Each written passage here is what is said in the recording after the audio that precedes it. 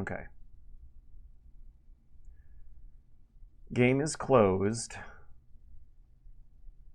Game capture is disabled. VLC window capture is up. Chat box is up. Alert box is up. Webcam is up. Text box is up. And the background is up. Let's see if this video plays smoothly in OBS. Whoa, I found my problem. It was keeping Hunt Showdown running in the background.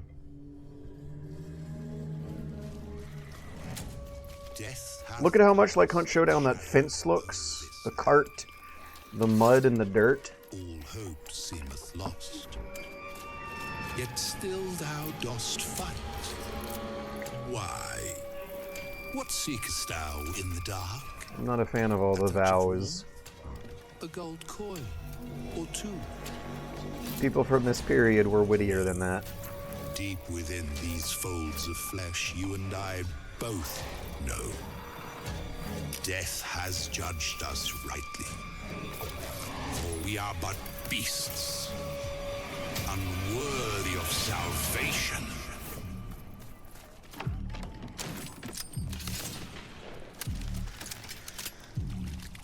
Listen to all the slop and the muck.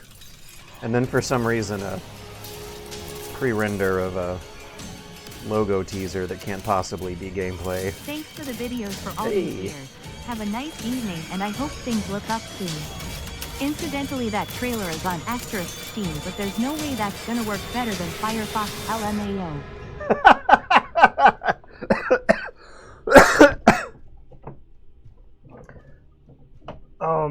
Dark Souls dialogue has Unreal Engine cooties. I don't know if I can see the Unreal Engine cooties as clearly as some other people have. I haven't had a lot of experience with Unreal Engine. What are we at? 4 or 5? Whatever the current fiasco one is.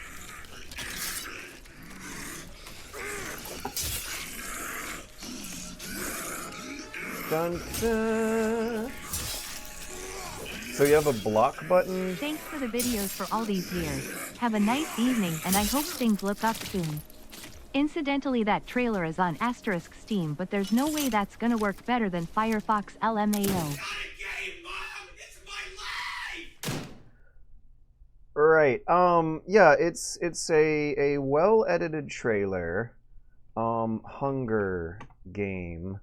Let's get a window capture going for some Steam research. Hunger game. That's they very deliberately named that game Hunger so that it would show up next to Hunt Showdown in the phone book, but they might not have. Like, when you search Google for Hunger Game, of course the one we're looking for is not the one that comes up. So, okay, the company Good Fun Corporation, what is this? There's a lot of questions to ask here. Who are the developers? Who is Good Fun Corporation? That sounds like it could be anything. The fact that it's in all capitals is strikes me as a little cheeky, but the lighting and the assets, the whole concept of this whole thing seems so directly targeted at Hunt Showdown, and Hunt Showdown is so directly in need of direct competition that, like, I do kind of want to cross my fingers and hope, but I also don't want to be fooled by some kind of AI slop thing going on here, because this looks professional. This looks like a $1 million minimum AA quote unquote possibly indie, maybe not production that could have just been AI slop. Now, what is Project Oak? And why is this website so much less professional looking than the trailers? Info at Good Fun, careers at Good Fun, creators, press. Is there, like, any information here? Right, because with, like, some things that I've heard behind the scenes and the way that trailer looks, I am not holding it outside the realm of possibility that this could have been made by disgruntled Crytek employees who might have left, gotten fed up with some degree of bullshit that I think we all know about at this point, and said, fine, we'll make our own Hunt Showdown with blackjacks and hookers. Because that already happened! Hunt Showdown was a game that was conceived by a Crytek Texas office, who later on, they were making a third-person historical co-op monster hunting game, and they all got laid off. They became disgruntled former Crytek employees who spun that concept and the work they had done on it into Remnant from the Ashes. And Hunger looks so ridiculously close that, and this has happened before, even the menu, it's so blatant. They're not fooling anyone with it, and honestly, the lack of creativity is really deflating and strikes me as a little pathetic at the end of the day. But those of us who really love Hunt Showdown and have gotten addicted to it and played it our whole lives still like the idea of there being some competition in the world, at least. Right, like did an AI trained on hundreds upon hundreds of hours of Hunt Showdown make this thing? Why is there no more information on it out there? Creators of probably... Right, okay, I'm completely forgetting, actually. Okay, that's another thing. From the creators of Hell Let Loose. There might be an interview out there, and I might be completely talking out of my ass, but I might have said at least one thing out of my ass, and that is that this might be AI slop by complete nobodies. This is important, though, because Hell Let Loose and Hunt Showdown are somewhat similar. I don't think it's an extraction shooter where you're doing PvEVP stuff, but you are doing a very, very campy, castle-y sort of play style where you spend the match delicately dancing around the tiny little sliver of a plank in a house that you one-shot someone who had no idea where you were and where you're coming from, and that's actually fun and what players want. Okay, that gives me a little bit hope. Hell Let Loose has it's a proven concept, and the visual identity of this game is not that far off from Hunt Showdown. But at least when comparing the two, it seems like slightly more of an original concept, which has me thinking that, yes, this might be Hunger, might be made by people who really do know what they're doing. Or maybe Team 17 here. What's going on? Because Team 17 is not the same developer of Hunger. Okay, so they're disgruntled...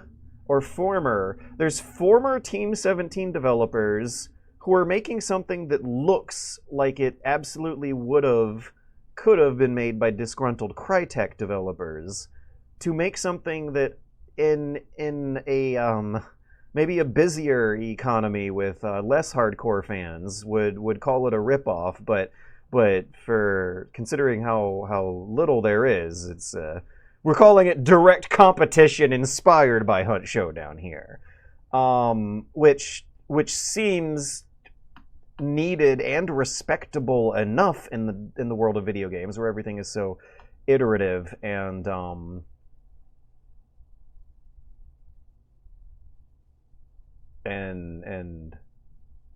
progressively building upon sequels and spin-offs and inspired spiritual successors that I don't think a court of law exactly would find this guilty of plagiarism. It seems like a normal, expected thing in the game in the game world for disgruntled former employees who are working on a game they love but is going the wrong way to just make their whole entire other thing.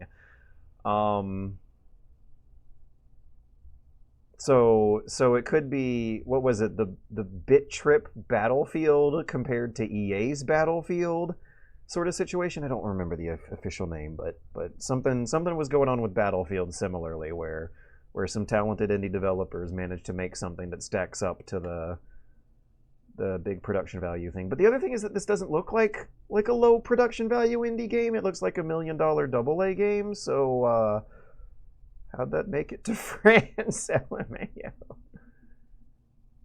Team 17 are the worms. They're a publisher now. But in any case, let's relaunch Hunt Showdown, because keeping it running in the background was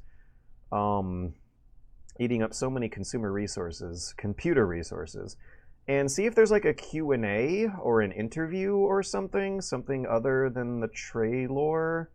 Join our Discord server. Oh, there is. There's a lot going on here that I don't know about. There's apparently a whole Discord I might have to scroll through to get a basic idea of who these former developers who brought you Hell Let Loose are, and what their connection is with Hunt Showdown. I'm not gonna say, hey, did you ever dig through the Steam slop pile? No, not really. I don't care about Steam slop. Thanks for the $25. Let's see. I had a train of thought that briefly got broke. Right. There's a connection to Hunt Showdown there. They're Hunt Showdown fans or Hunt Showdown developers who are very much interested in making their own Hunt Showdown with blackjack and hookers, and I don't care what they say in the interview, they're not denying that. Hell Let Loose on PS5 was an experience. Many people forgetting their controller mics are on by default. Good. Reminder to rewatch George's media literacy vid, one of the best. I did break the method just then by showing the trailer and then talking a bunch about it and then saying things that are probably wrong based off of assumptions that might be out there in interviews somewhere.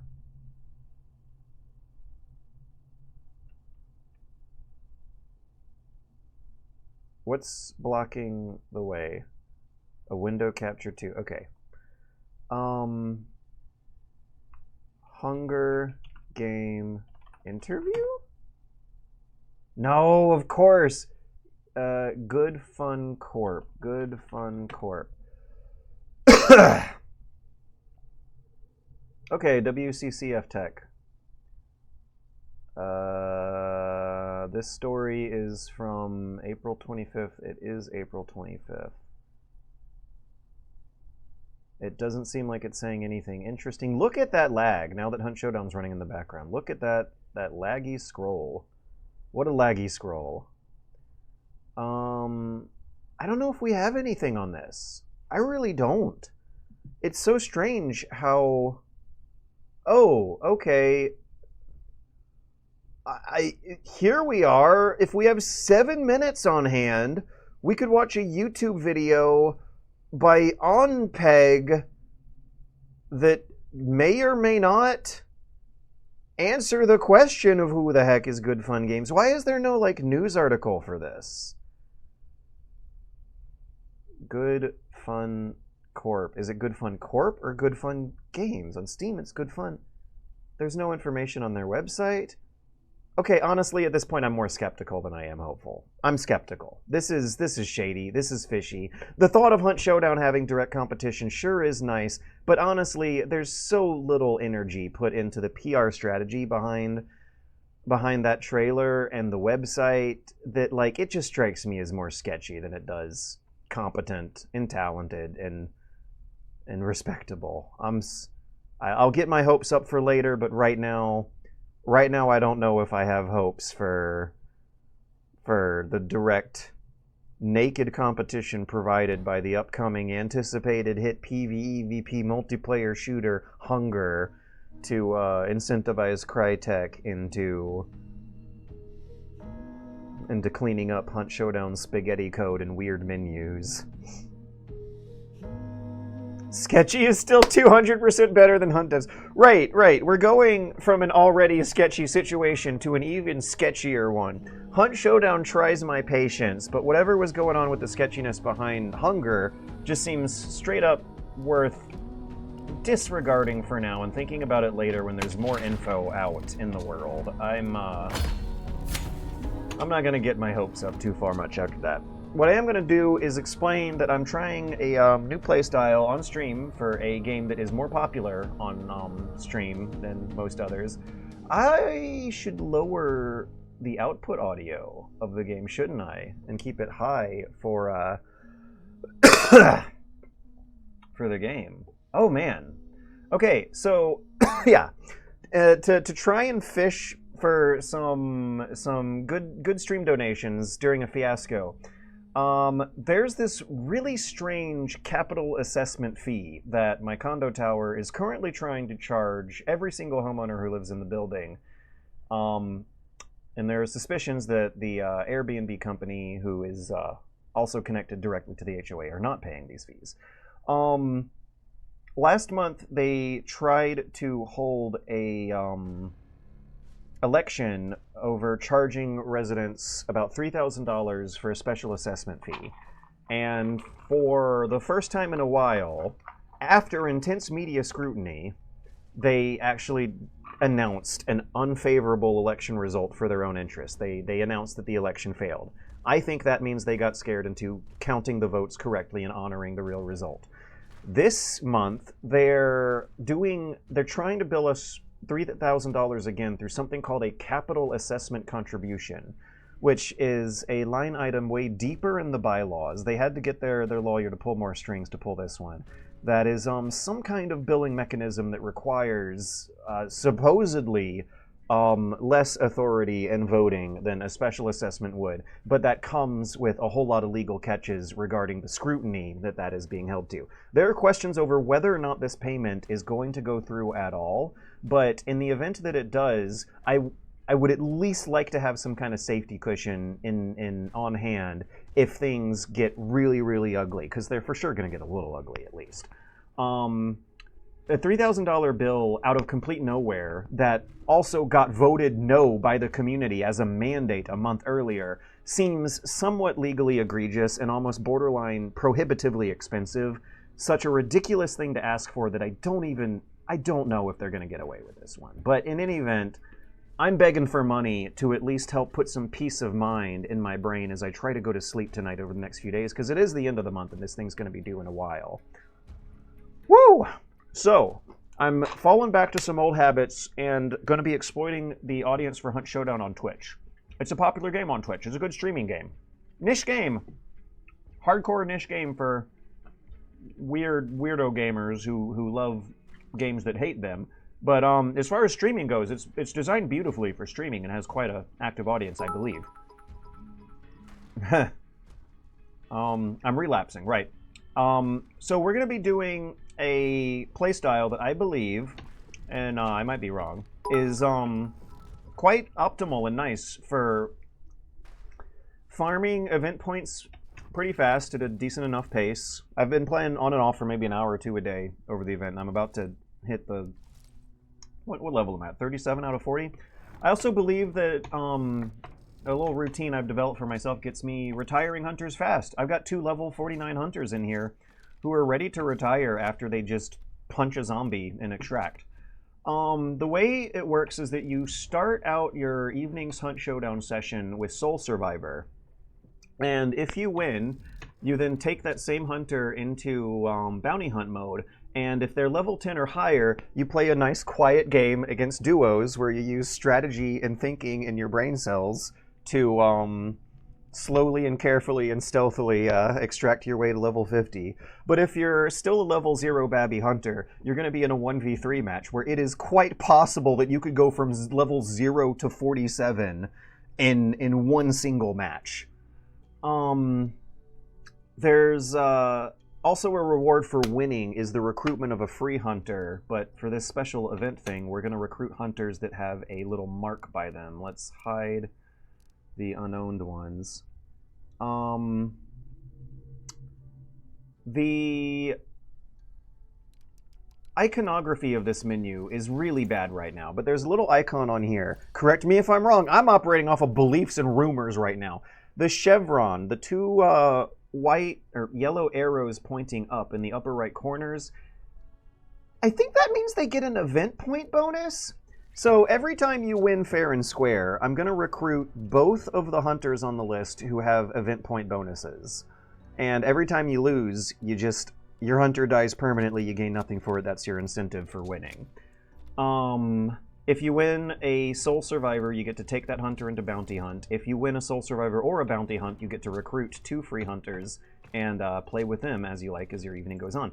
And I got utterly addicted to the game playing like that, in mostly solo mode for a year. I have prestiged over 100 times.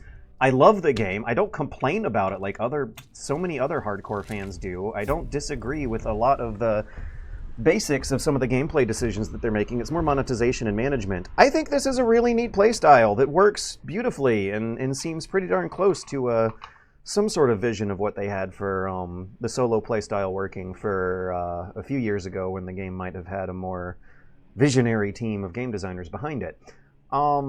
It's kind of like difficulty modes. You start out doing a 1v1 sole survivor mode that feels like a hard mode by normal FPS standards, and then you get thrown into an even harder challenge, a 1v3 extreme, but you've already played Soul Survivor, so it should harden you up. It should be a good warm-up. And then, if you win these 1v3s after the Soul Survivor, you're rewarded with a significantly easier 1v2 round.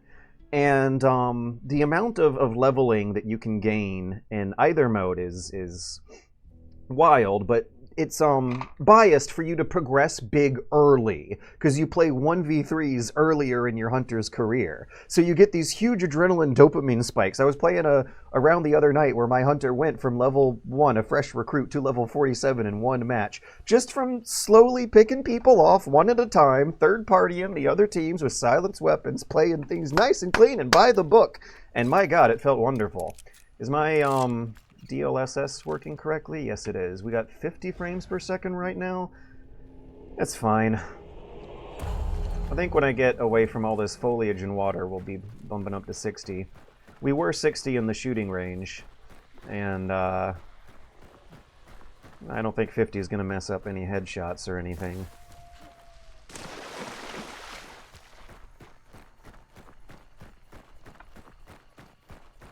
Okay, another thing I like to do at the beginning of a Hunt Showdown match, and I do think most Hunt Showdown, oops, I'm really letting my balls slip out of my shorts live on stream here. The action triangle. You connect the dots of your 3 extraction points, and try to stay within a short run away from the action triangle. 1, 2, 3. Those 3 points all connected together create a territory that will be close to the 3 most important points of interest for the whole match.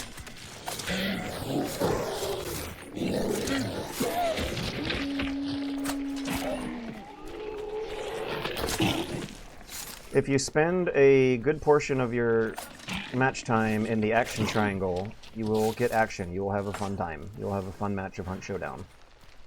You're not going to end up waiting for 20 minutes in the bush to get disappointed. Hoonty hoont hoont. I gotta look away from the screen to check chat. Okay, let me actually put my chat mobile closer to the screen. There we go. Now I just have to look down. Beautiful. This came on the Game Pass. I was curious about it. Did it? Oh, well, yeah, no, I think I remember, yeah, a lot of fresh noob meat whenever it does. I think it's done it a couple times now. Is the bitrate real low? Stream is very blocky. Upping video bitrate couldn't hurt. Man, and Hunt Showdown's not the kind of game you want to skimp on video bitrate. Can I change that option while the game is running?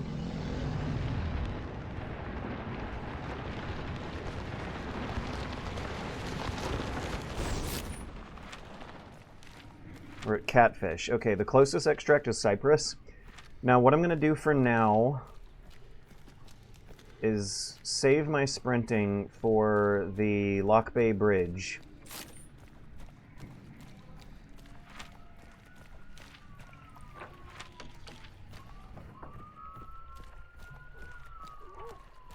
I want to get on the left side of the cover here. If I get spotted from someone on the wider side of the lake, that could screw me up long term, so I'm taking some... Hey, we got guys coming. Gotta change plans, gotta think of something. Hiding spot. Normal walk, don't sprint. Shoot them on bridge, shoot them on bridge. No, don't shoot them on bridge. That'll mess me up. Headshot the guy in the back, if he's an easy headshot, otherwise ignore him. Okay, let's see how well I stick to that plan. God, I love this game. I just came up with that in like 10 seconds. I have to constantly second guess it every fucking millisecond.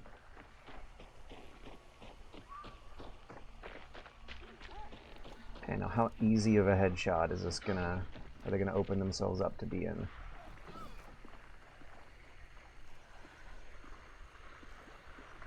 Someone's sneaking after him. That's who I should be targeting. The zombie's getting too close to me. It's gonna blow my cover. We got two sneaking after him. And they're not sneaking, they're sprinting after him. Look at that! Look at that! God, I love this solo mode. You feel like such a sneaky bastard. And you are! Do they know about each other? They have to.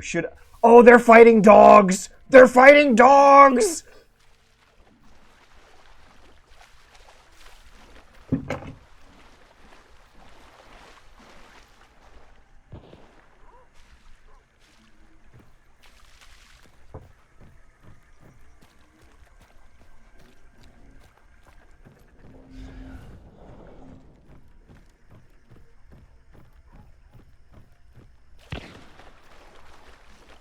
Okay, new plan.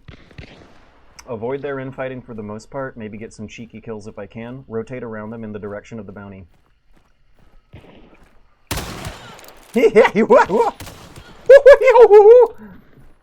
Alright, there we go. I got my one cheeky kill. Time to keep encircling around these guys to the bounty. Wait, no, I should not. I should not encircle. I should fight my way to the extraction. Let me put a ping on that girl. Friend might come try to revive in a minute.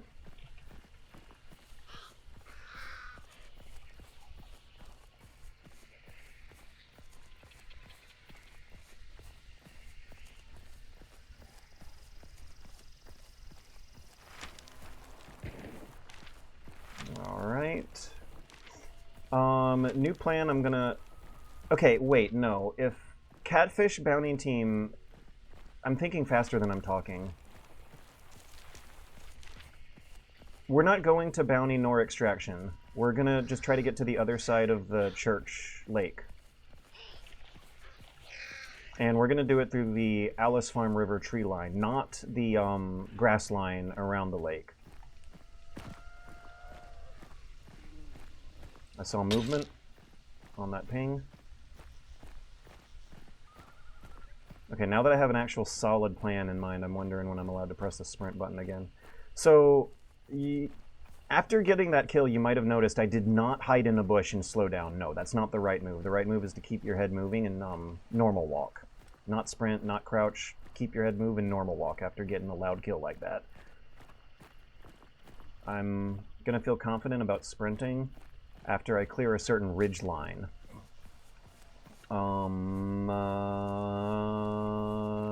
Now. I've never seen it hard confirmed. I've seen it soft confirmed, and I still have a hard time visualizing it. How exactly the sound occlusion system in Hunt Showdown works. Solid matter geometry, brush geometry like the ground here, I believe, blocks sound. Like the ground, the rocks. Don't quite know about like models, entities imported from some other program like the trees and the foliage would be, but hardcover definitely has some kind of occlusion effect going on. So I wanted to get to the other side of a ridgeline in the slope. There's a hill, this peak of the hill. I did not want to sprint until I was at the other side of a peak of a hill from my enemy's perspective.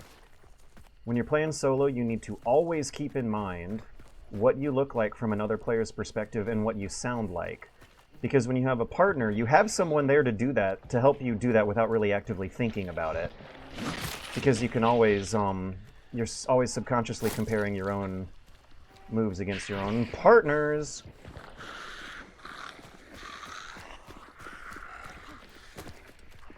The other thing to try and do as a solo is not let the zombies scream at you. I mean, try to do it as whenever you're playing Hunt normally, but it's especially punishing when you're solo. If those zombies screamed at me closer to bad guys, I would hear some players rushing their little feet at me a few minutes later.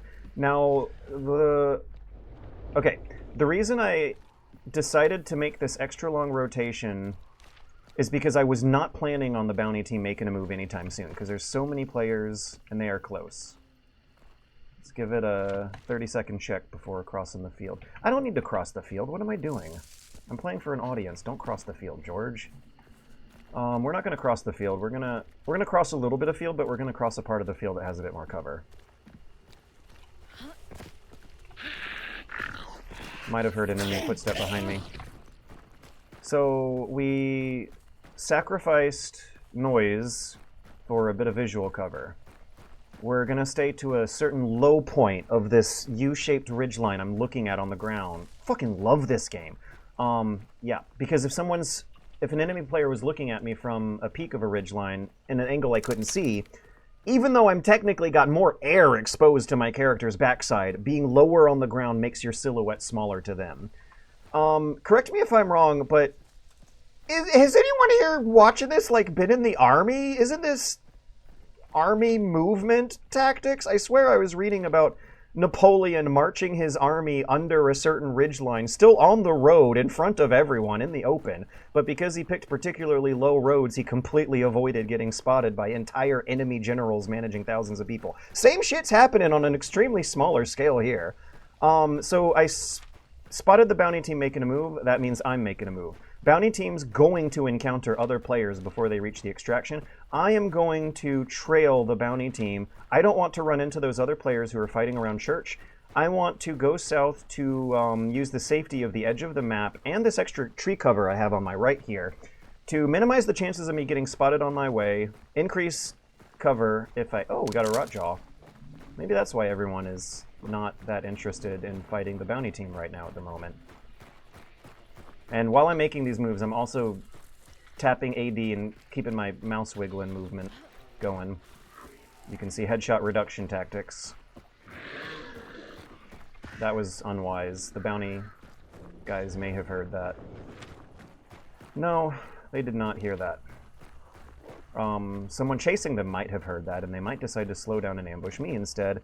I'm hoping they don't, because that would be unwise compared to continuing to chase the bounty carrier. But then again, I could be speaking from bias. Aha! Gunshots! Alright, right now they're at the river between Slaughterhouse and Devant. In a few seconds, I'll check map again and see if they've made any progress. If they haven't, that means they're in a fight.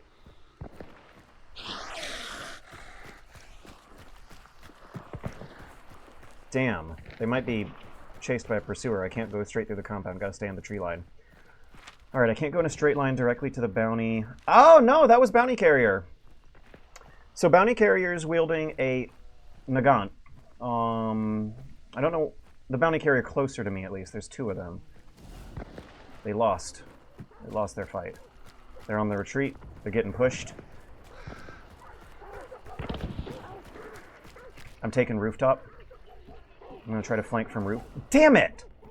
Okay, that's not what I want to happen. We just got... Okay, no, we got to retreat. We got to retreat. Rooftop had too many AIs to commit to the strategy. How do we extract block? We're going to fake them out, actually. We're not committing, we're faking out.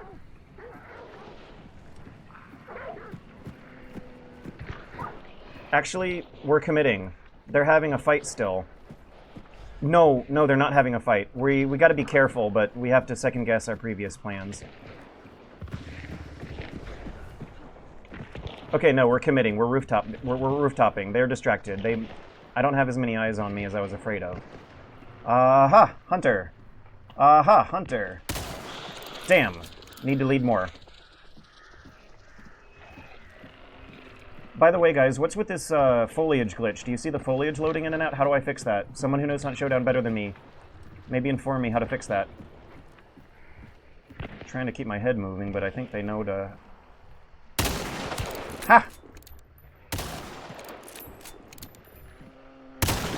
Ha!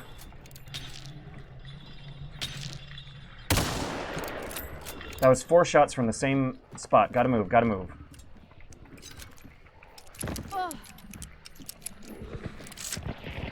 But you know what? I can keep them fooled. By the way, Meathead swings. Cover your audio.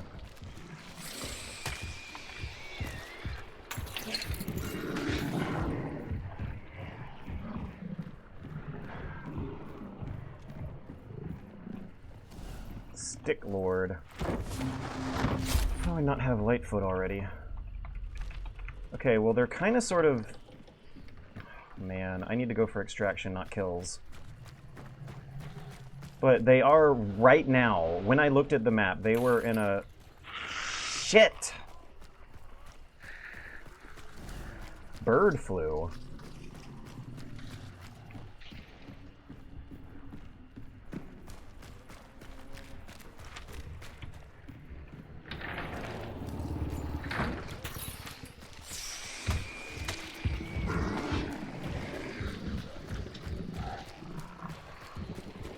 my insistence on staying away from the AIs may actually be screwing me more than it's helping me at this current stage of the match.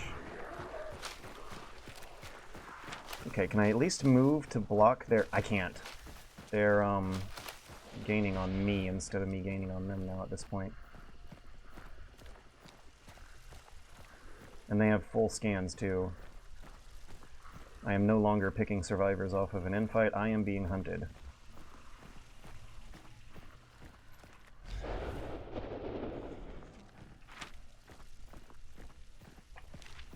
Am I being hunted?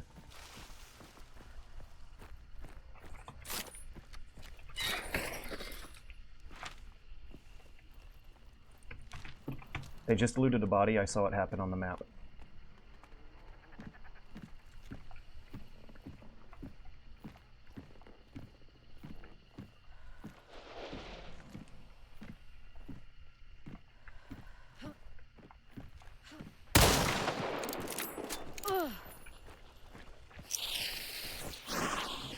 Focus on survival. Hey, I hit someone with that grenade. Predictive grenade gave me 4 seconds to get away with. And get some high ground.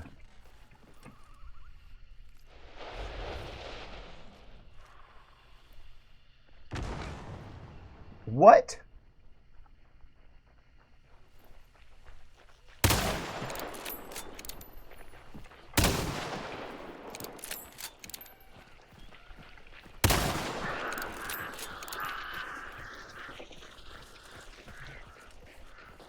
I wish I could use my saber.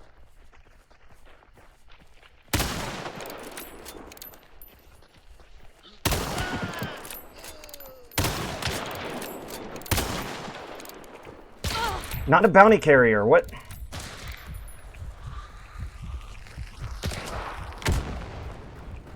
I'm dodging and weaving, I'm serpentining. Don't have enough health to survive another shot. Ho! Ho! Ho! What a game, what a game, what a mighty fine game. Oh boy, does running in a straight line feel exciting right now. I need to get inside and use my saber. I need to pop my regen shot. Huh. Also, I did not kill a bounty carrier. There's still a chance some infighting may be going on that I don't fully understand from my solo's perspective. I've really been a fan of systems lately that have you, require you to account for your own ignorance. Kriegspiel and Hunt Showdown. What are they doing on map? Someone just went... Okay. Someone just went for the rare supply and got a dark sight boost. They are still fighting the bounty carriers. I am still technically picking off survivors of the infighting here is what happened. Whew.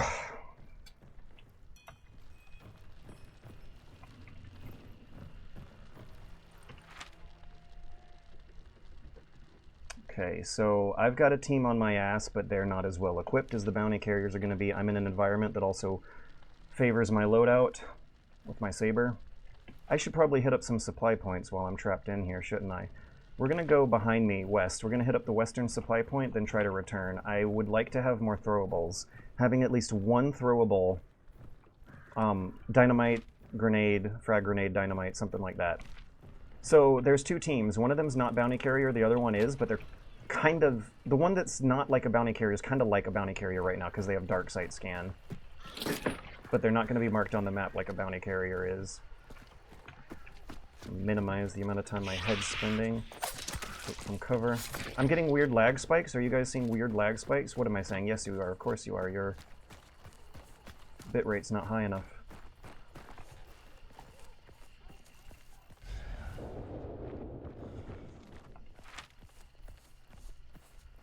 Hey, they're running away from me. Never mind, new plan. I'm going to get back to going to the extract. Okay, so they decided to fuck off. I'm just hoping that that means... There's a very scary team in the area that I'm going to have to sprint through. So I'm slowing down a bit, and I'm going to pick bushier routes. Rotjaw. I am going after Rotjaw. That rotjaw poop is pointing so far away from both of these scary guys. Wah, wah, wah. And both scary guys are kind of sort of incentivized to stick to each other. Still want to keep as much foliage on my left side as possible and not wake up the aim high, aim high. Ha! I guess if you hit her in her Achilles heel, it still counts as a one-hit KO. The throw damage on the spear is very, very high, and it's borderline a melee weapon. Okay, now I have to run through a field, but I'm going to pick these bushes, and I'm going to zigzag my way through them. Now, behind me, to my, like, rear 40-degree angle, there, that way, that's where they're aiming at me from. So even though I'm sprinting through a field, I kind of feel like my backside's nice and covered. I'm searching for Rotjaw. I'm searching for Rotjaw. I'm running in a straight line in the direction Rotjaw was sending me, and I'm going to be looking for more clues on bodies of water as I go through. I'm going to... Oh, Rotjaw, Rotjaw. I'm going to decrease graphic settings soon to try and get me a little more frames on my end. Streaming seems to bump things just past the point where they're no longer comfortable with regards to frame rate.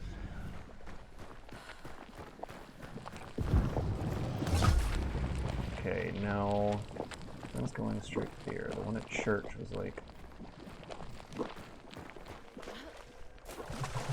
Hey, look who it is! Okay, so now I'm gonna try to solo Rotjaw without... Oh, I do have a good melee weapon. I have the saber. Bounty team still seems thoroughly distracted with their fight. I screwed it up, but there's a method to this that makes a lot of sense. I also want to lure it to a the least exposed part of its pond that you can, basically. I think there's some little grotto here. Wah! There we go. That was a clean dodge. There is a way to dodge Rotjaw's attacks in the water without gator legs. I missed my stabs. I kind of felt like bullshit, but the dodge felt clean. It's just a very narrow window, that's all, but the window does exist. I'm not going to claim to get it perfect every time so much as just demonstrate that perfection is possible, although few players will probably achieve it. It is theoretically possible. Oh, COD Warzone had stealth to it, and I loved it. I enjoyed playing COD Warzone solo stealthy, too. And that was around 2019, and about 3-4 months into that habit, a friend of mine recommended Hunt Showdown, and it has filled that slot ever since for going on 5 years now.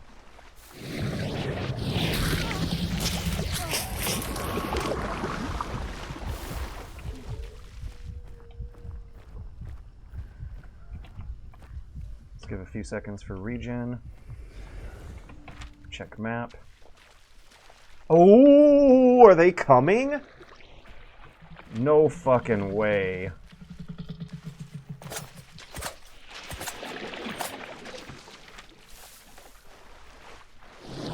I don't know if I can kill Rotjaw fast enough.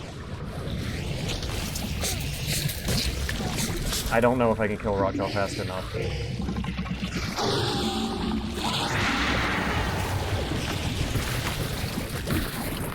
I'm going to change focus and try to harass the bounty carriers.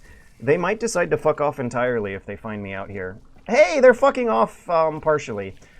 I'm going to get back to fighting Rotjaw. God, this is exciting. I love this game. I feel pretty safe about taking hits right now because of the regen effect turned on. That regen shot is quite important for solo play. Maybe they heard me sprinting for a bit and decided to fuck off. Actually, this looks like a better place to fight it than where I was fighting it earlier. Yeah, they went for the rare resupply and started, or at least I was afraid they were heading in my way. But then it's like they backed off at the last, or at least nice and early enough for me to feel comfortable leaving them alone for now.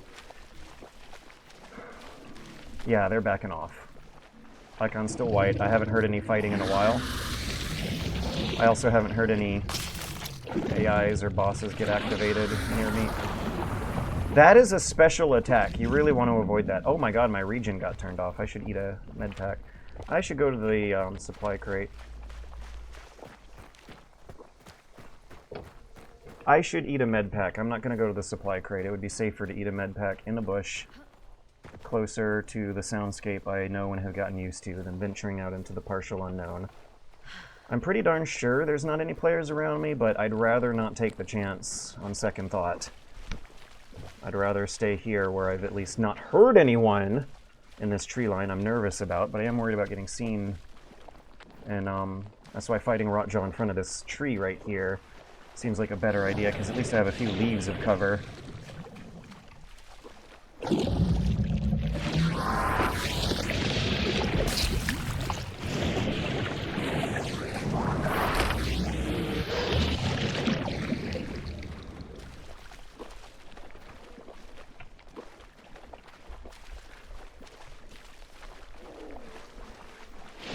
I really have to go pee. I'm going to pee, and I took a hit in sacrifice of my need. Let's get out of the icon range. Let's get away from the bounty carriers. And I want to leave the map on the screen while I'm gone. I'm not going to make it out of red icon range, but I am at least going to have a nice bush. I'll be right back in a few seconds. Ah!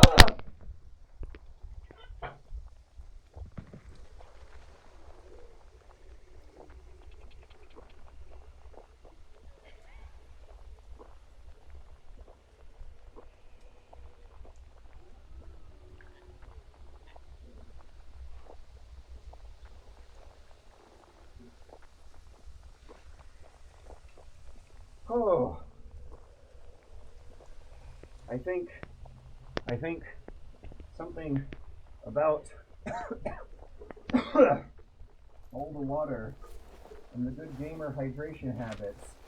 I forgot to leave the map. Oh, they're coming! They're actually coming this time! They decided to come while I was in the bathroom. Okay, I'm gonna give Rotjaw a couple slaps with the saber, and then I really gotta prioritize getting out of here.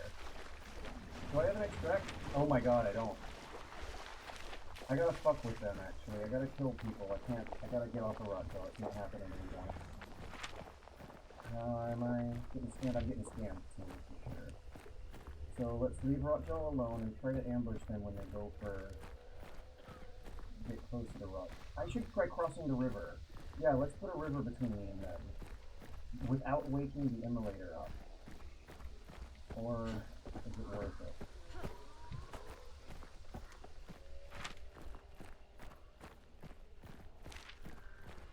Actually, it seems like they're trying to cross the river now.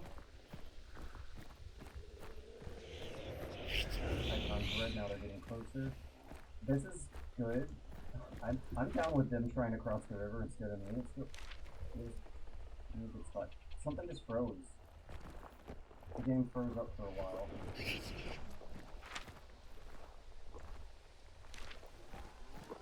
Icon's red, but they are not. They shouldn't be within range. New plan. I'm gonna try to kill Rotjaw.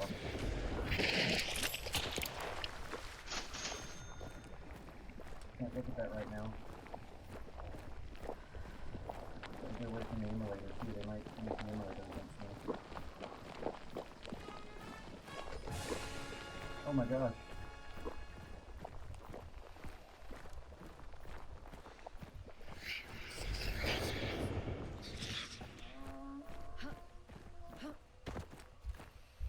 Isn't I wanting to fight these guys in a house?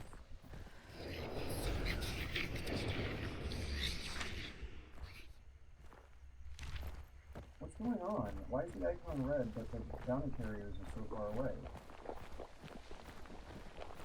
Someone's sneaking up on me. Icon white! I think Rotjaw has an extra big boss icon range. But it does seem like the hunters might be coming back. It's just me versus them now, I'm sure. And I think I might actually have an assistant. Come on.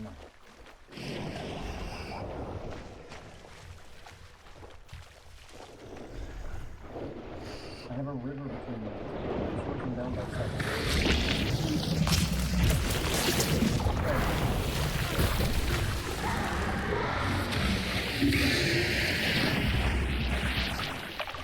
Here, come on, and go!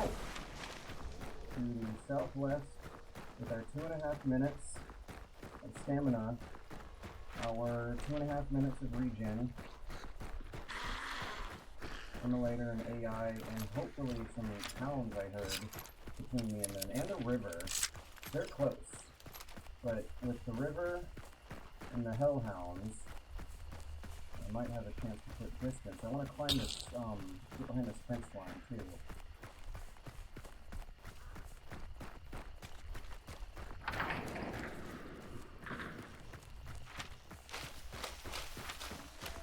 Gator legs? No. They're slowing down for some reason. I think it's the river. I'm just going to go in a straight line and straight across the crypt lake at the narrowest point without gator legs. Take the gate or not. Tough decisions. We have to do this gate. And the narrowest point over here. Now, players who are new to hunt, you can shorten your time wading through water by doing a double jump. I think I screwed up a little bit. They're getting close again. I hope they have to fight those dogs now. How do I make a straight line out of this? I might have to go through the first. Yes! The inside! I still have it! The way I left it. Okay, I barricaded the door, closed some gates. Back in the day, I used to set fire behind me when running away, but that does not actually seem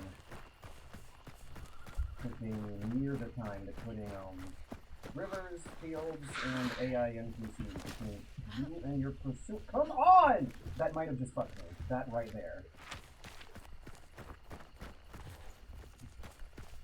Hey, I never even finished. Okay, we still got distance. Is Cypress going to be good for this? Because it might actually because of the water. I'm going to have to cross the water, but so are they. I think I gained a lot from my magpie stamina boost. Now, this is very nerve-wracking. This is very exciting. This, the past 3 to 4 minutes, 2.5 minutes, we just ran out. Gameplay is something I've not seen any other multiplayer game ever do. That is make a multiplayer match feel like this thing all gilded up in Call of Duty or something.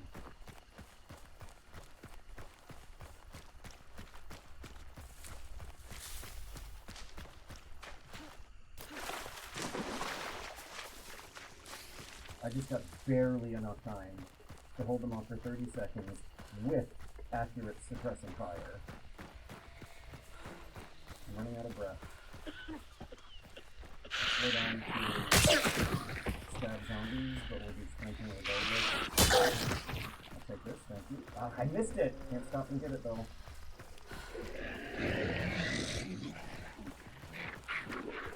Now we're up there. There's that water problem I was so worried about.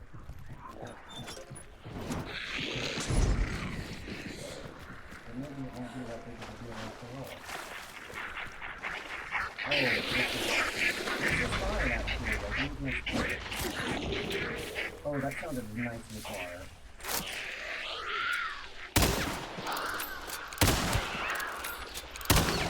Ah! Holy shit, does it get you when you're in the heat of... Oh, I'm fine.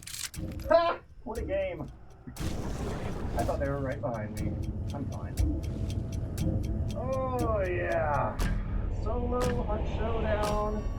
I do think this is my favorite game. You correctly noticed how locked down I was. There's long-term thoughts that are constantly contrasting against short-term thoughts on a frame-by-frame basis as you go through this game. And, they counteract each other with so much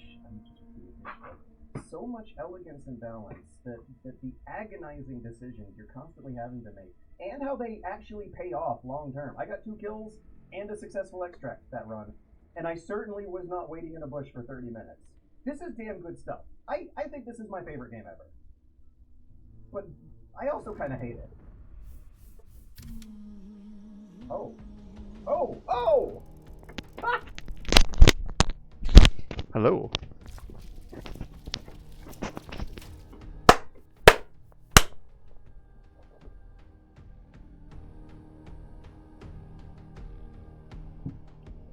They had no way to catch up unless they had some stam. Since the bathroom break charge. Yeah, I know, I remember. Look at that, we're retiring now. Batya Litvin gets to live a long, happy life at the farm. Okay, that was a win. Now, we're going to recruit some hunters with our newfound win privileges from the Super Bunny Hop Super Self-Imposed Hunt Showdown Optimization Playstyle Routine, where if you win, you get to recruit some free hunters and go into 1v3s with them. That's gonna be so fun! Oh my god. 1v3 on stream with some fresh new level 0 hunters it's hard as hell, but it is so fun.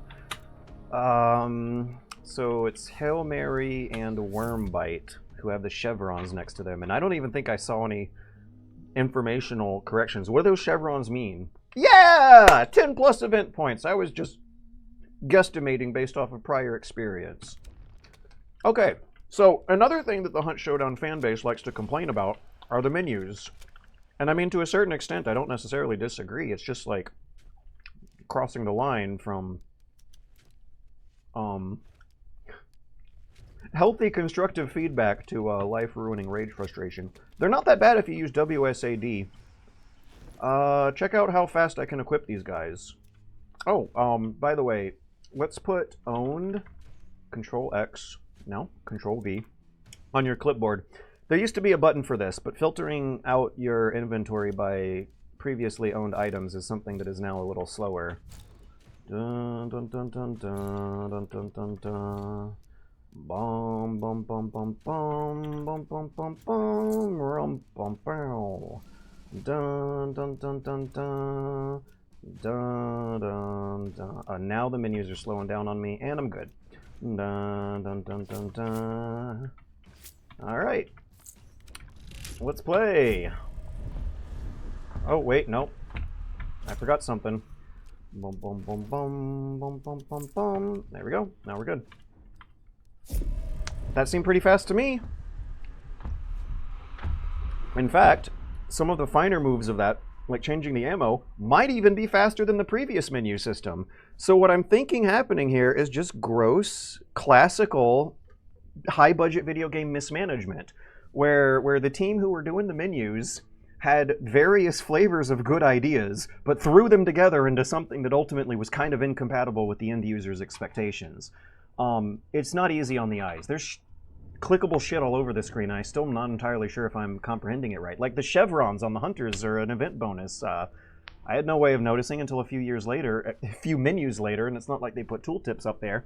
And they also don't really plaster the screen with reminders to use keyboard shortcuts in WSAD. They could just have preset loadouts though, right? They do, Jackie27. As a matter of fact, I was trying to demonstrate how fast you can go through that without using a preset loadout. Yeah. McCree's got some of our questions covered here.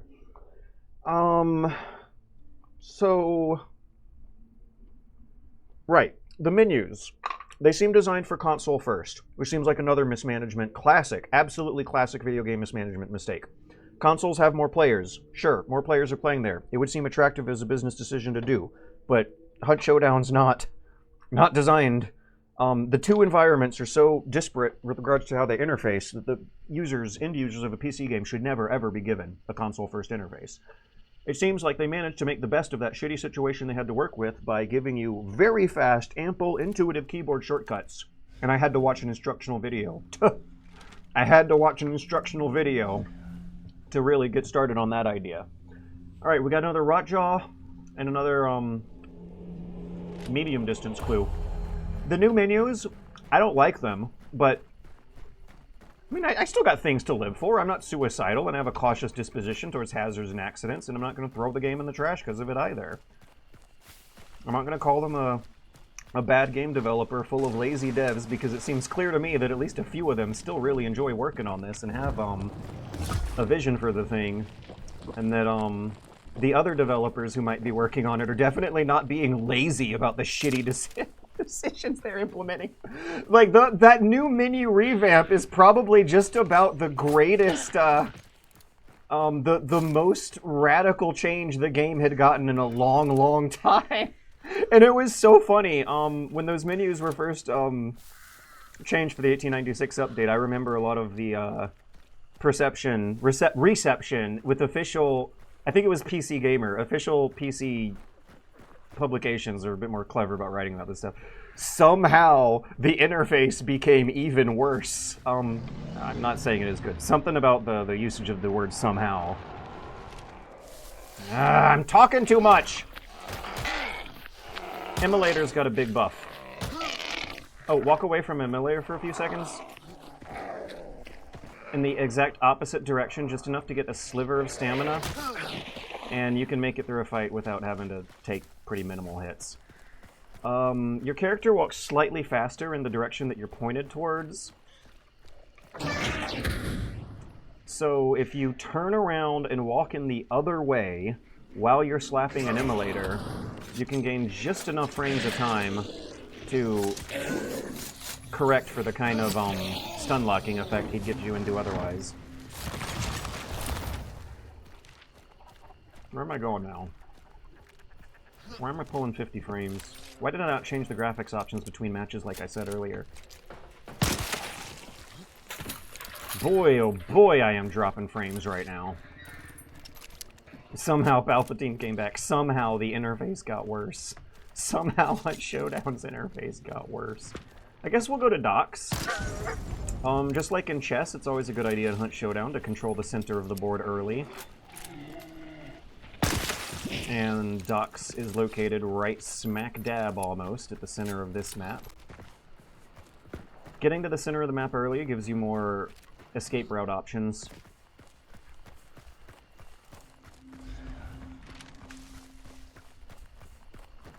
The other thing I want to point out is how, in the last match that I played, avoiding a fight was just as thrilling and exciting. It had me talking and yapping and narrating with just as much enthusiasm as actually doing the actual fights does.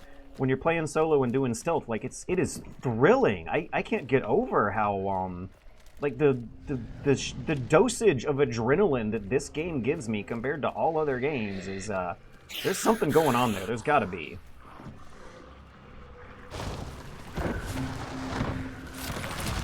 This is like thinking about Quake movement. No, it's better. Hunt Showdown movement, you have to think deep and strategically about it, like Quake movement, but it's also, like, kind of plausible. A lot of the things you'll be thinking deeply and strategically about are not fundamentally different issues from an army on the march in real life. As mentioned earlier about staying to the low points of a road to not intersect the point of crisscrossed visibility between you and someone on a ridgeline on the opposite side of the hill.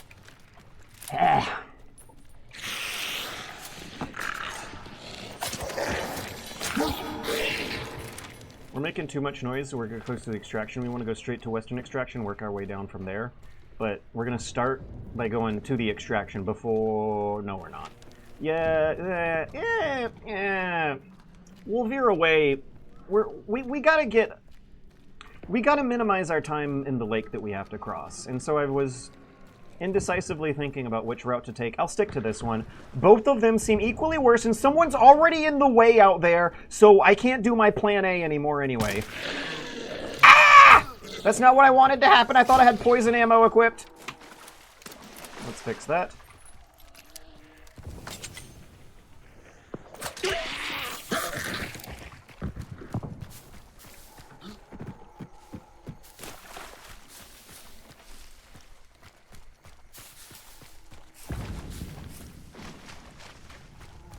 Immolators with low stamina. I did not cleanly demonstrate the trick. If I want to cleanly demonstrate every single trick I'm thinking of, there will be no time for that. So, if you have low stamina, you look in the opposite direction and normal walk about 8 or 9 steps until you get a pixel of stamina back. And then you keep slapping him, rinse and repeat. What I want to do is position myself between the extraction. There's going to be a team already camping extraction. I can tell already. There was a fight in that general direction, and that's what that means. Someone already got the Rotjaw. It's just me and Devant Ranch and the bounty extractors. There might be a solo behind me. Hey, I spotted movement. I spotted some crazy movement. It was just like 4 pixels, but I think someone just ragdolled a zombie into the stratosphere all the way over there. Just more thoughts in 3 minutes of playtime than I do in a run. 3 minutes feels agonizingly slow when you're actually watching the clock in this game. Every now and then, I will hide in a bush and open another tab and read Reddit until the other players get moving, but that is not my usual playstyle, and I swear my usual playstyle actually gets results. I'm talking too much and showing off too much for Twitch. I'm taking a shot I shouldn't have been taking. Look at that, I walked right into them. I deserve every second of that. I'm not even mad, I can revive in 5 seconds, and they're about to finish the banishment. I hope these guys move on to camp extract. So I think what happened is that I walked into, there was a fight over in the direction of the extraction point that I was headed to. And that means 2 teams, right? I think I ran into the second of the 2 teams. They heard me sprinting. They heard me shooting my sparks. I was narrating for the Twitch stream. I was not listening as carefully as I should have for the upcoming movement ahead. They missed a few shots. I probably could have actually camped in the bushes and waited them out, but now I get a second chance to do that. If they get distracted in a fight.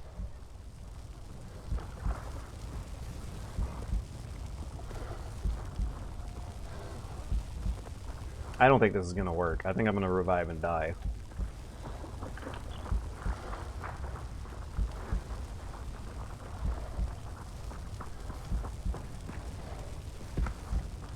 Silencer?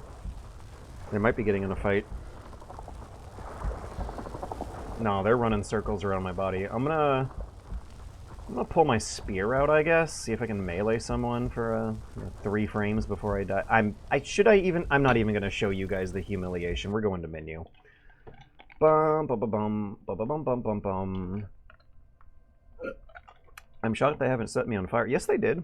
I went back to menu at like the last second. I didn't want to revive. It just feels bad reviving and dying. But I could tell. They were running circles around my body waiting for me to get up. Was that a level 0? I think I accidentally set the level 0 hunter to duos mode. Which is interesting. That's not what I wanted to demonstrate. No, those are trios. Interesting. That is what I wanted to demonstrate. I forgot. My muscle memory forgot that I was playing at trios. Okay, new plan.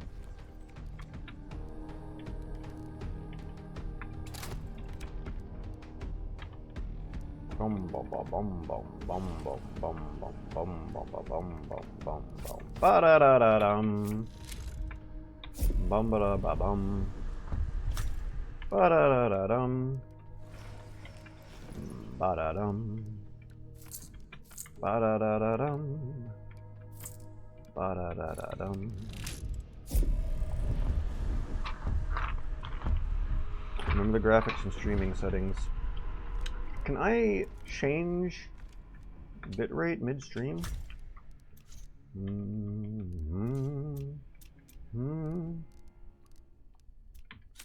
We'll get texture quality down a notch. That should give us more than enough frames without having to think too long and hard about the finer details while burning the stream clock oil.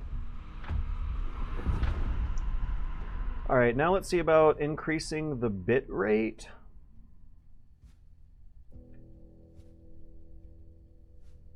Bitrate. Set to constant bitrate 2050. Google. Good bitrate. Twitch. Hunt Showdown. 6,000? Well, the Google AI bot suggests 4,500 as a minimum, so we'll bump 2050 up to 4,500. It looks like I can change that option on stream live while we're still rolling. I wonder if I need to close... If I need to restart the program for the changes to take effect, though. But let's see if you guys get a sharper view without too many sacrificed frames. Oh my word, my cell phone, my Twitch chat cell phone's about to run out of batteries. I'm gonna go grab my other one.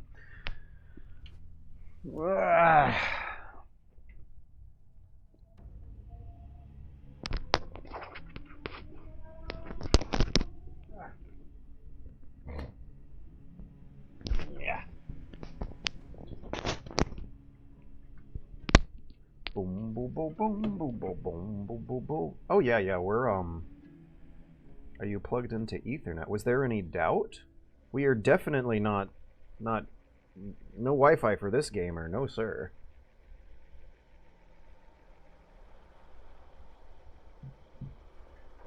Alright. We're playing trios again. Rocking 50 frames per second. Let's see how we perform.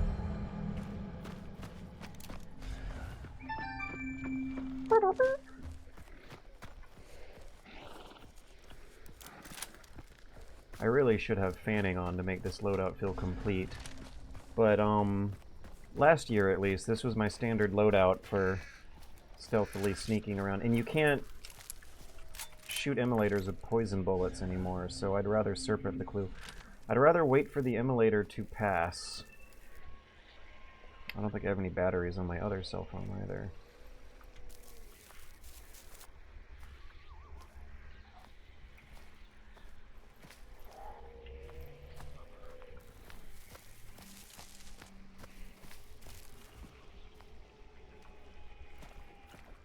I should have stayed put. The immolator did pass. It happens faster than you think. Something like 6-7 seconds for the AIs to change direction. But that means I'm only going to get 6 to 7. Oh, come on, dude! They are predictably unpredictable, and I was too close for that anyway.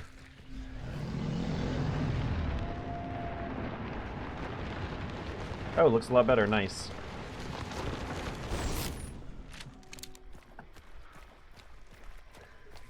And my other cell phone's at 2% battery. I'm not going to have an easy way to check chat messages. Let's lower the screen brightness. Hold on. Oh! I got 11%. It's not that bad.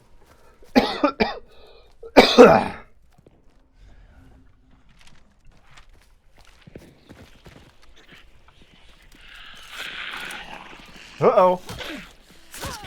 Okay, so that was a case where I wanted to use the light attack. The light attack. Don't forget about the light attack.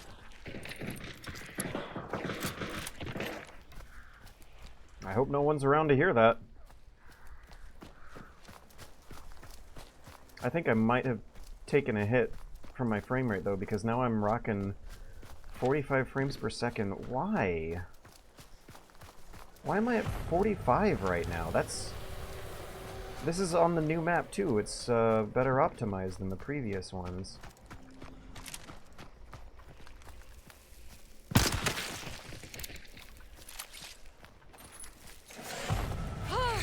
No!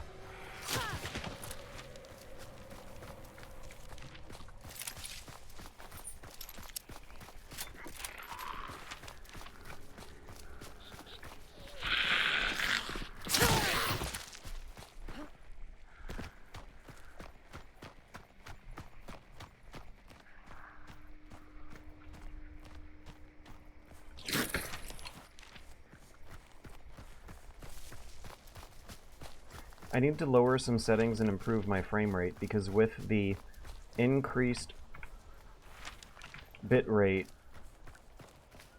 has brought with it a decreased frame rate.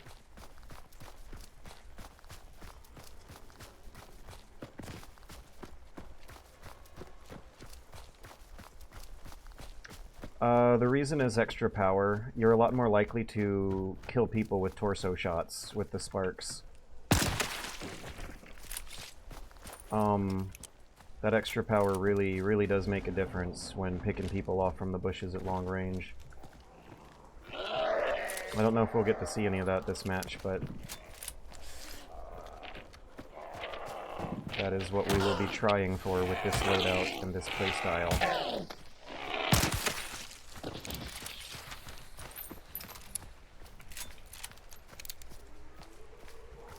I want to get my 60 frames per second back. I don't feel like I'm myself if I'm not at 60.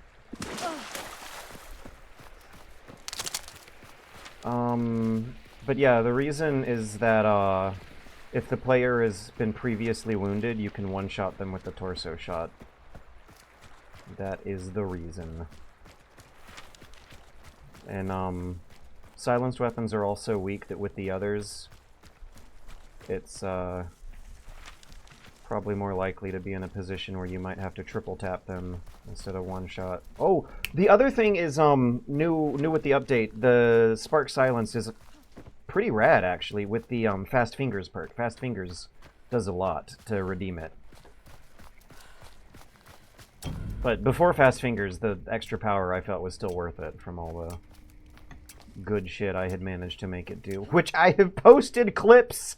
Big Uwu McCree, I know who you are. I know who you have watched videos of me making the Spark Silencer work. You have seen proof of this.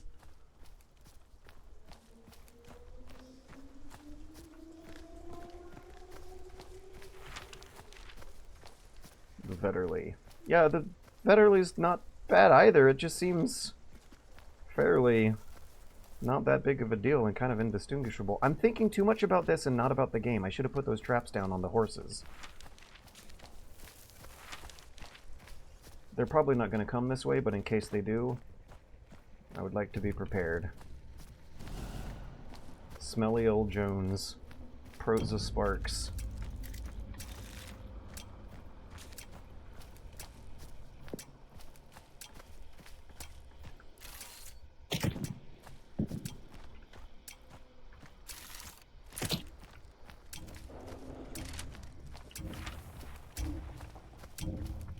They're not coming this way. They might come this way later. I'm already within scan range. I think it's, Wait. No one's picking up. I was reading the wrong information. Am I being hunted? Did they abandon the bounty? I'm not being hunted. The horses would be whining. There'd be a horse alarm set off if they were really pushing on me up here. Okay, let's, give him a 30-second test and some bush. 38:19, I got decoys. When the clock hits 40 seconds, I'm gonna squint at some of the shadows I'm exposed to until then. But when the clock hits 40 seconds, 37:40, I'll toss some decoys and start slowly making my way to bounty number 1. Yeah, trio. Okay, so trios are more likely to abandon a bounty early. They are more likely to do this than duos are, and I think that's what's been going on. 40 seconds I'll speed up, but I'm changing my plans slightly. Improvising it slightly. 4, 3, 2, 1. Now I'm listening for responses. These decoys make a footstep noise. And if I don't hear anyone, Queer Rooster TV. We just got 2 notifications of bounty changing hands. No notification of bounty being picked up. I'm not taking the best route. I should have sticked more to my left. Let's see where the blob is. There's the blob. Let's put as many trees between me and that blob as I can. Smelly old Jones. Once again, they're going back and forth. They're having a very intense, fair fight, an evenly matched fight. That's what that means. So I think I'm pretty clear to sneak up here with normal walking speeds. Serpent it, and then safely extract out until I'm level 10 and can have my guy play safer rounds. This looks like a nice nook to serpent it in. I'm still going to give a little bit of head movement while I'm doing this. I'm still keeping in mind that we're clear. Let me double check that we're clear, actually. I think my own fingers fooled me. Yeah, we're clear. I don't even need to use any resources. 36, 9 minutes. That was a 9-minute match. Pretty lame and boring. I do not quite... Okay. We can make things a little more interesting. Let's farm AIs on our way out. I think the whole server is far away from me. I don't think I'm being hunted. And I don't like boring rounds of Hunt Showdown. So let's kill a meathead or something like that. I also want to make sure that my hunter will be level 10 after this. I enjoy 1v3s, but not when it turns out like this. Nor the last round either, where I just kind of... The muscle memory that was coming out was still operating on 1v2 logic. Oh, the serpent buff is great. That's like one of my favorite things they've done to buff the solo experience is the serpent buff.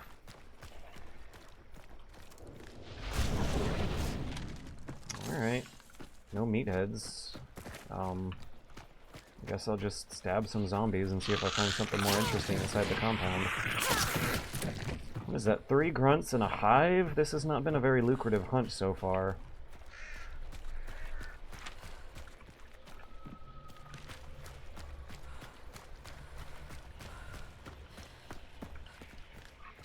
So, this system I have developed here, where where you have to play 1v3s if your hunter is under level 10, incentivizes the farming more than the game's base game's default rules do. The other team is making their way here, so I'm going to start thinking about making my way to the extraction. But I still want to farm this. Whoever's making this noise, I would like to farm them. Who's doing that? I might get like $1 or something. It might be worth the stab. Ah. I don't think they're worth it. It's just grunts. Are they still coming? Should I even be worried about them? They're still coming, but not worried. Okay, see that light attack on the one with the knife? Heavy attack on the one farther away. I'm not doing good. I would have run out of stamina if I heavied both of them, and I heavied the one with the knife to buy me the extra 5 frames or however much time it would have been. Hey, an armored. That'll give me some event points.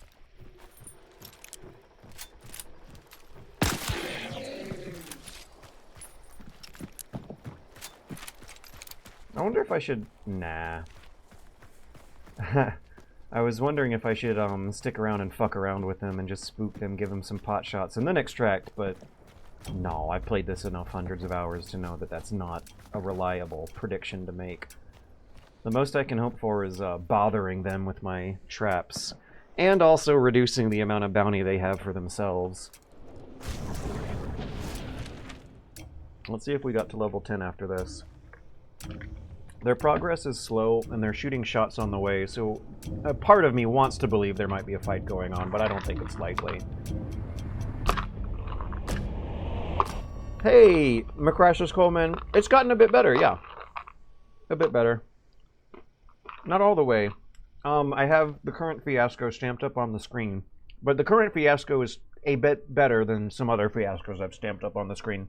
The other thing is that, it's funny, it's ironic. The GoFundMe was successful. We raised enough money to pay a very hefty, very, very hefty fee for a lawyer retainer fee. And that has been paid now. And for a little while, I got to re-experience the middle-class joy of knowing what it's like to have a bit of money in your bank account in case you get hit by a bus. But after paying that lawyer, nope, I'm right back to not having a whole lot to throw around. We're level 19! We get to play duos next. But we also won, which means recruiting free hunters. And for the sake of the event, I want to recruit the ones with this event bonus going on. Let's recruit all 3. And I want to play a good meaty 1v3. The 2 1v3s I played, I died too easily on the first one, and then I extracted too easily. I won too easily on the second one. I don't even know if I really want to consider that a real victory, but of the 3 guys here, I think Wormbite's got the best camo. And I really like the Sparks, Silent Sparks Bastard loadout. What do I call it? Stealthy Sparks Silence Bastard plus Fanning. Yeah, if I have Fanning, I can make this Lamont work better than it is. But let's not do the consumables because Rexnor... There's a YouTube video by a YouTuber named Rexnor that I ended up liking. They got a good meta trick for your consumables. Filling it up with shots here makes you very mobile and versatile for for the early game. I like that. Very good idea. So we're going to be doing a Silent Sparks for long-range anti-1v3 trio harassment. Might get some kills, but the harassment is such good, clean fun regardless. And the Lamont is for emergency short-range fighting. When it comes to close-range fighting, I don't think I got a good plan besides the emergency Lamont. I should try to avoid.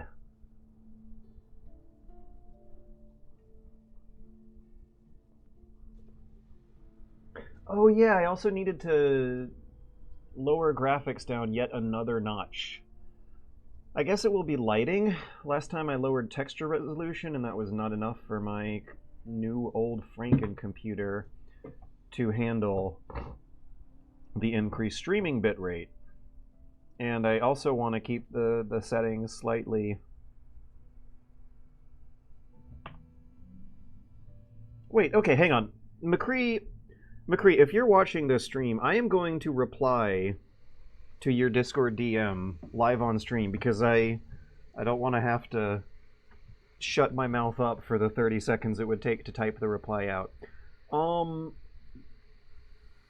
McCree, I think, has been following this Hunger game, the Hunt Showdown like I was showing earlier, which he is claiming plays more like Dark and Darker. I've not played Dark and Darker. I'm kind of sort of out of touch with this thing. The visual inspiration, I think, is unmistakable. But it does seem like, based on 10 seconds of trailer footage at the end, like it's going to have more of an interest on melee combat. And Hunt Showdown does already have more of an interest, a pretty big interest in melee, depicting melee combat. So I saw a comment on Reddit saying that they'd be fundamentally different because of an interest in melee combat. I don't know if I quite believe that. What's the expected big, huge differences then? What is fundamentally different about Dark and Darker? I've seen some screenshots and videos, and enough to know that I don't know if I want to invest another 600 hours of my life into learning one of these games. And that it might not just give me those dopamine and serotonin hits that Hunt Showdown will give me. I just don't know if it's worth risking all the time it takes to learn a new game and not getting the psychological fun out of it as a risk-reward game theory proposition of a question. But yeah, if it's Hunt Showdown with a block button, I don't know if that sounds radically fundamentally different. I saw some guns that looked pretty inaccurate. It looked like they fired one shot at a time with an elaborate reload animation between each one. And then I saw one gun that looked like it could fire multiple shots without an elaborate reload animation, but it looked even more inaccurate and shitty. I also saw a lot of like zombie body horror monsters in a historical setting from the 1800s with a high value color palette that is big on grays and browns and dark grays. An art style that is very interested in mud and blood and messy, especially wooden trash. Wooden garbage trash is all over the ground in the mud of both these games. I just don't know how a self-respecting gamer who knows how much work it takes to make art styles and assets like that can... Okay, so Hunger is going to have situations where you will get a perfect headshot on someone but not kill them because LOL, my purple armor beats your green armor. Oh! Wait, okay, another question is, how do you know all this? Because, you're more in the loop than I am, and my old millennial media literacy techniques don't work anymore. I tried live on stream in front of everyone to find out more about this game. And couldn't. It didn't work. The website had no information whatsoever. It seemed like they weren't very interested yet in doing PR, media interviews. Hey, Crows, explaining it. How did you know? I know that there's a Discord, but ain't no one got time for that. How did you know? There had to be some way you found out. Watching Psycho Ghost videos. Okay, apparently you gotta watch Psycho Ghost videos to learn about a new game that just got not technically announced, but more or less announced, because now that it has the trailer out, people care about it. That's sad. That's really kind of sad to me. as someone, you know, who has obviously dedicated a lot of my life to trying to make the game's media landscape better. You gotta watch Psycho Ghost videos to know what the Hunger game is and who the Hunger developers are and how the Hunger game plays. There's dialogue with the devs and gets PR stuff. Okay, well, that explains that. Mystery solved, albeit not exactly to a satisfying conclusion.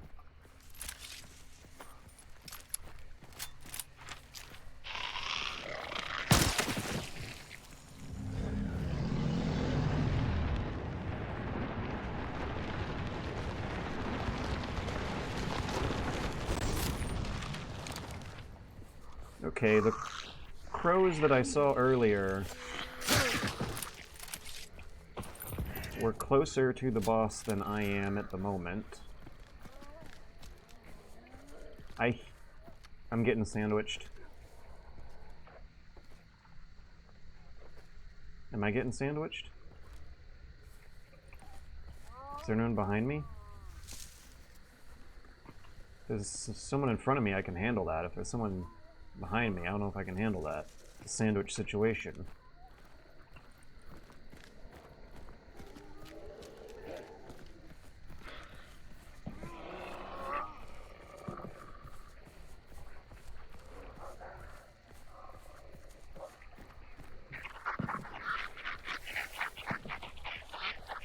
I thought I might have heard footsteps behind me. Must have been the wind.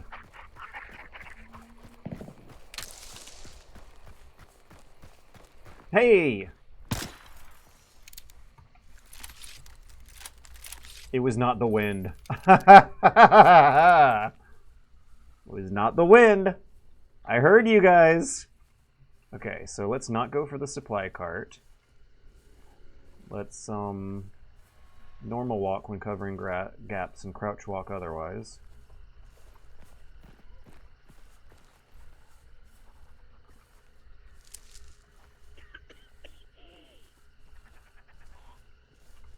Throw some decoys at the same time I shoot the zombie.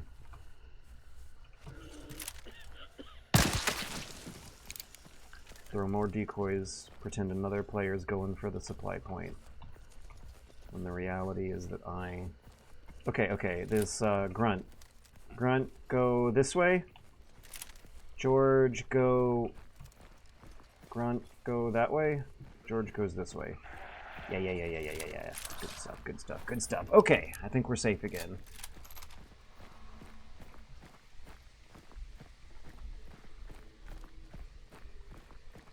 I like games where you're given tools, not forced to go shopping. I don't know if Hunt Showdown might be a shopping game of the two. Hunt Showdown does have a exhaustive pre-match shopping phase.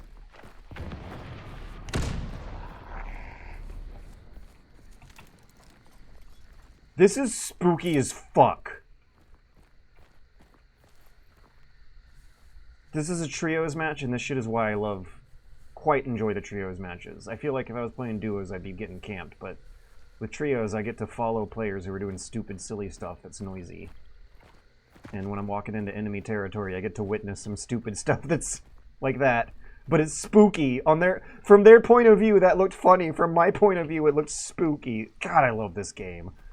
They've like set up a system here that has you improvisationally, procedurally playing Call of Duty all gillied up missions, but they also have it set up in a way where like the players are choosing their own difficulty and like their spooky fear level. It's a universal experience that everyone says Hunt Showdown is a stressful, spooky, scary game. But I posted a clip on Twitter, on Blue Sky, the other day that had me laughing at this game for 5 straight minutes. I think it's time to get closer to the boss compound.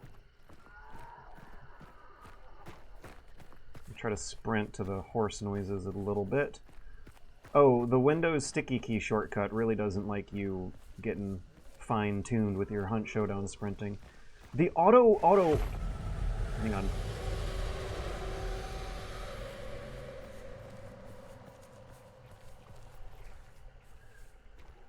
The auto run feature in the game I might want someone to explain that to me too.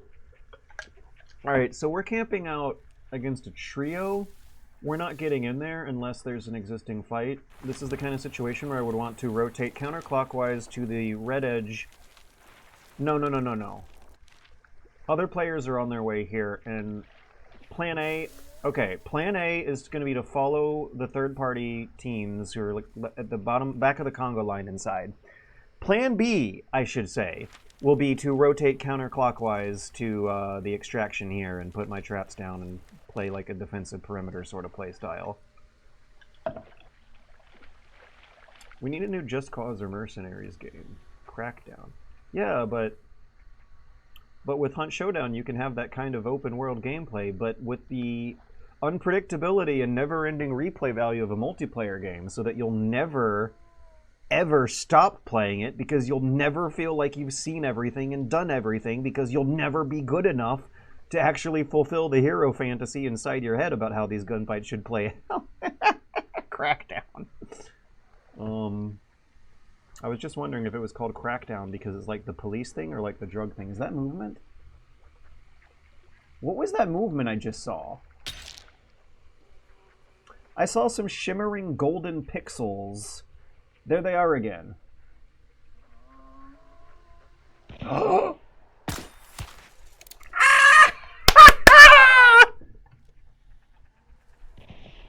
So they're poisoned. That means that their hearing got knocked out. Their vision is all blurry. There they are again. Oh, that was a zombie. Never mind. I am like trying way too hard to show cool things happening on stream. Alright, so...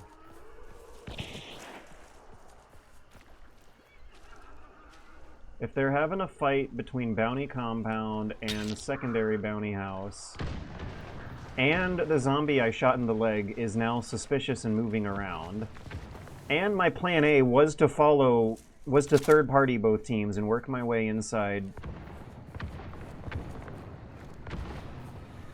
Holy cow. Oh my god. What is going on back there? Spider-Man picked up a bounty token. We're going in, baby. We're going in. Fuck it.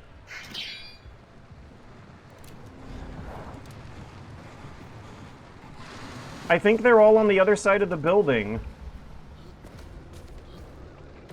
I think they've abandoned the token in favor of the fight.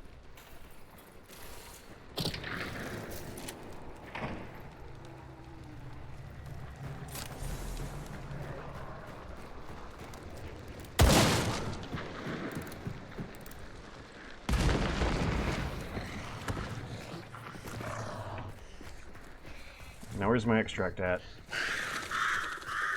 There's another team out there. Yeah! Alright, now can I revive? Yes, I can.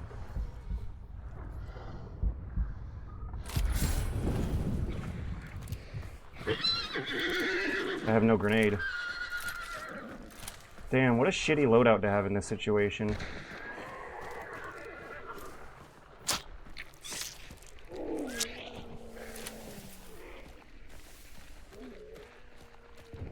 Still fun though. I'm still having fun.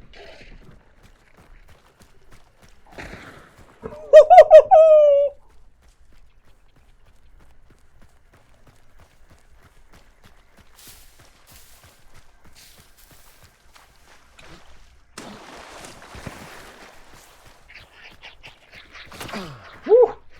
Woo!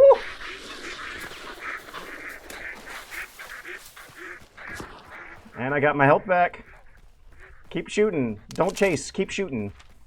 Alright, now there is Rotjaw team. And I'm getting sandwiched between the two! I'm gonna try to make a sandwich a reverse. Lure them into each other.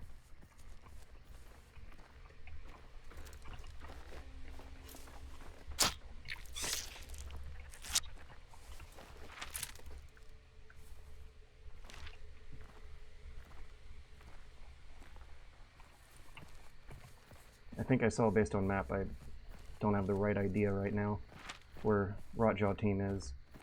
They are farther than I think. But distance favors this Sparks of mine. Can I make it? Can I make it?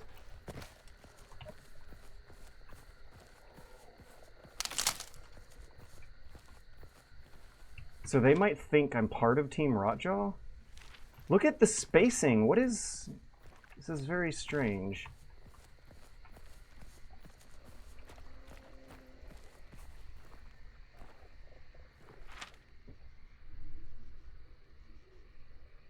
How should I play this? I might could go northeast and slip out.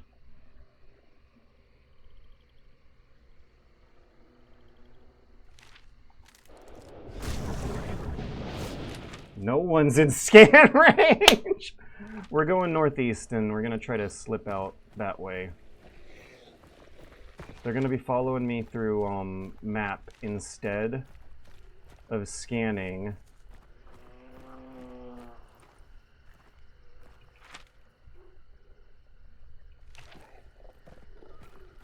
And so if I put the big moundy hills to my right between me and them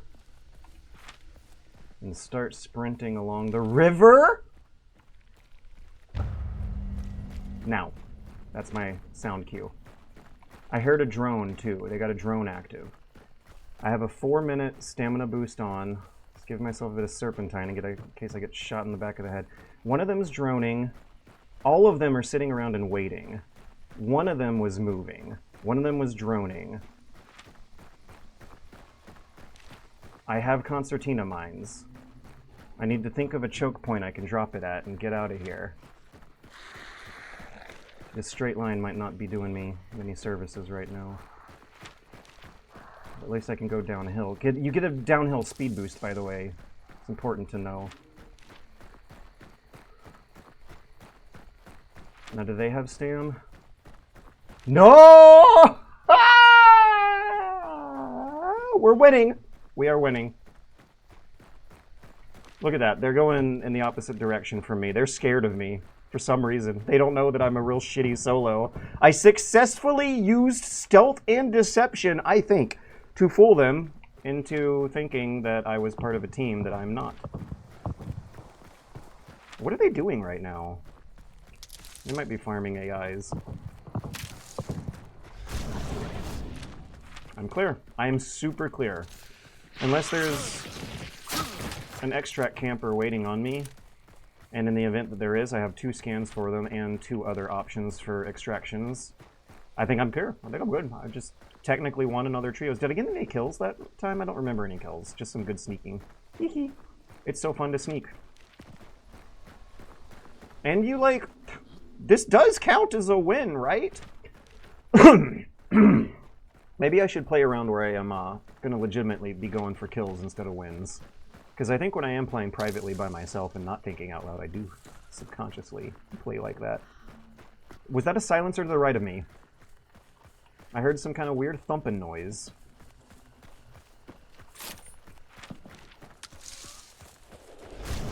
No, it was not.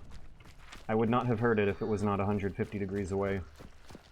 150 meters away. Farmin', I'm farmin' crops. Okay.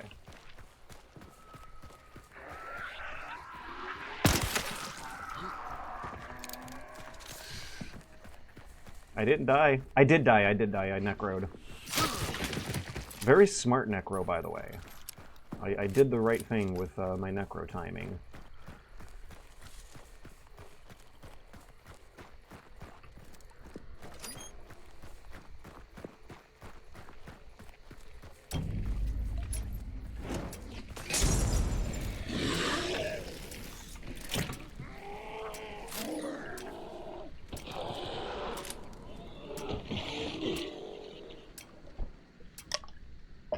Another 1 versus trio in the bag. Wait, yeah, Ron Cinephile saying you didn't die. Not only did I not die, but I, extracted. I got a token. I stole one of their tokens and slipped out of there. Spider-Man-nan. Was his name actually Spider-Man-nan and I was saying Spider-Man?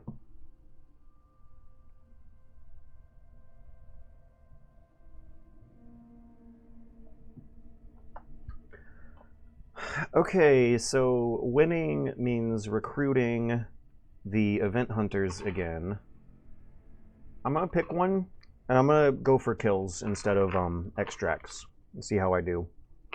I feel like I have demonstrated the viability of playing this game, both to successful in-game rewards and to just pure, straight-up psychological, mental health boosting fun. With the strategic stealthy movement playstyle I have developed. And now let's see how well it actually works in dedicated PvP situations.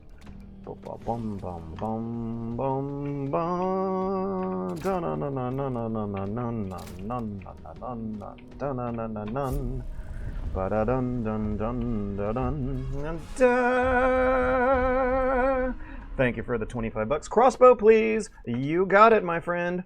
And I am perfectly happy with that. It is not even that functionally different from the Spark Silencer. Was that McCree? Was it McCree who Yeah, no, it was Webb. It was Webb. I was close. I was close. I could almost tell it was one of you guys. I'm gonna run to the bathroom again. I'll be right back in a few seconds. Ah.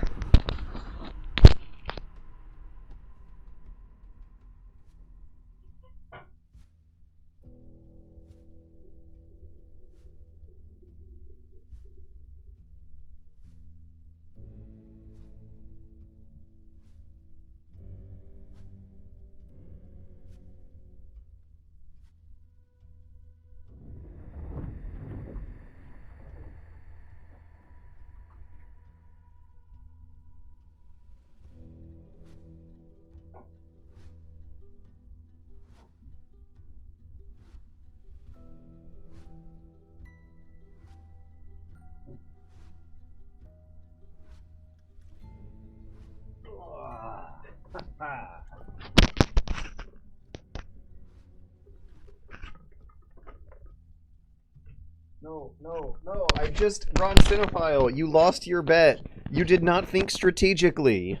You exposed your strategy to your opponent here, thus reminding me into putting my mic back down. Doom boom boom boom boom boom boom.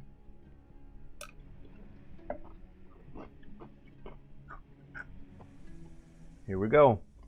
Now I need to remember that we're playing its trios, and in this round I'm going to seek out the PvP instead of avoid it. I'm gonna see how well I can get some sneaky beaky dastardly headshots, and the noises I make if I can pull it off are gonna be delightful.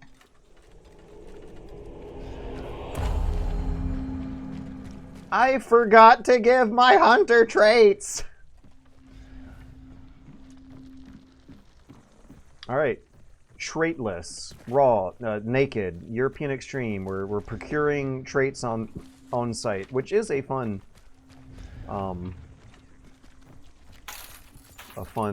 Hunt Showdown challenge.